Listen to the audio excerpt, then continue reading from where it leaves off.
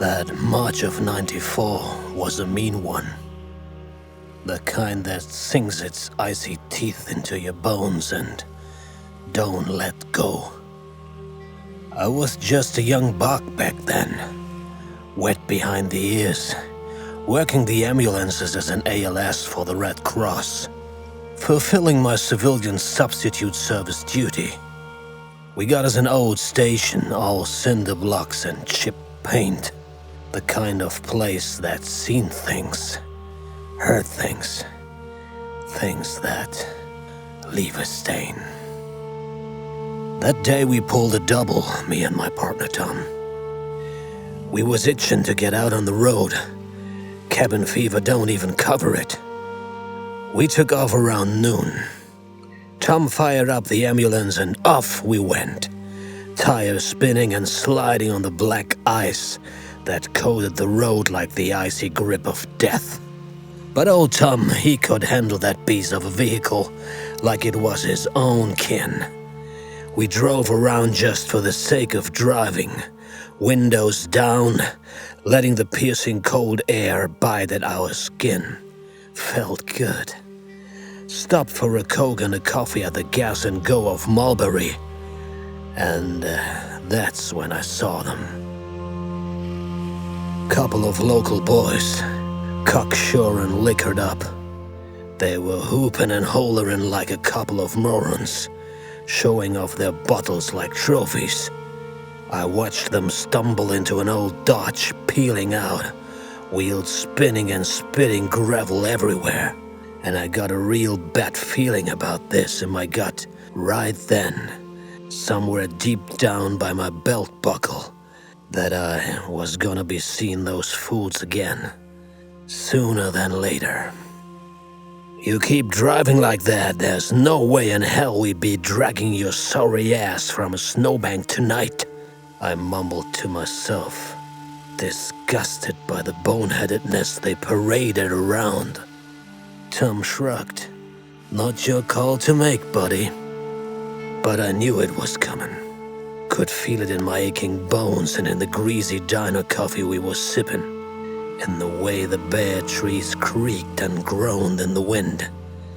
There was something wicked coming down that lonesome road, I thought, and I was right. Sure enough, just a few hours later the alarms went off, near scaring me and Tom half to death. Word came in over the wire about a nasty smash-up on Old Mill Road. Head-on collision with entrapment.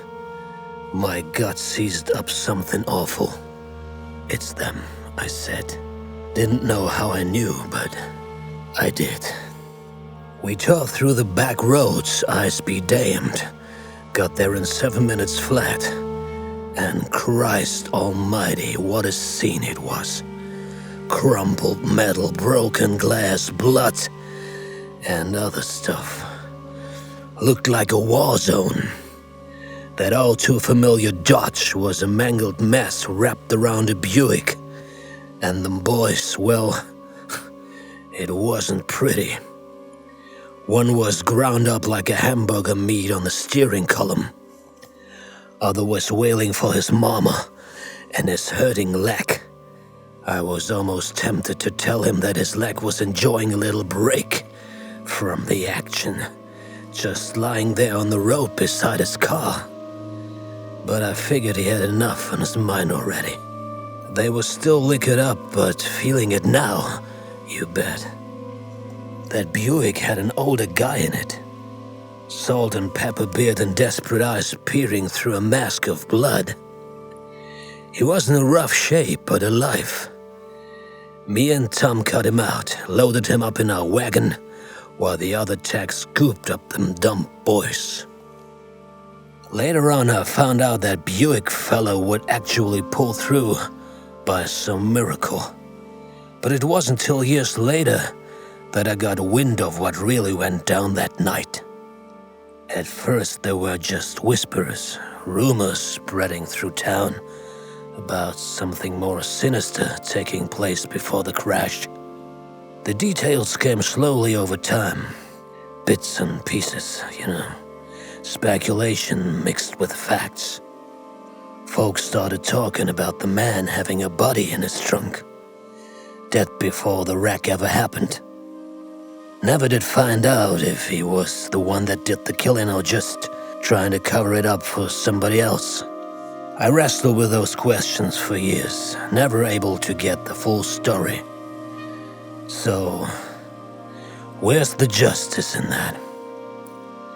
Those boys got what was coming to them that night, but sometimes the wrong ones walk away clean.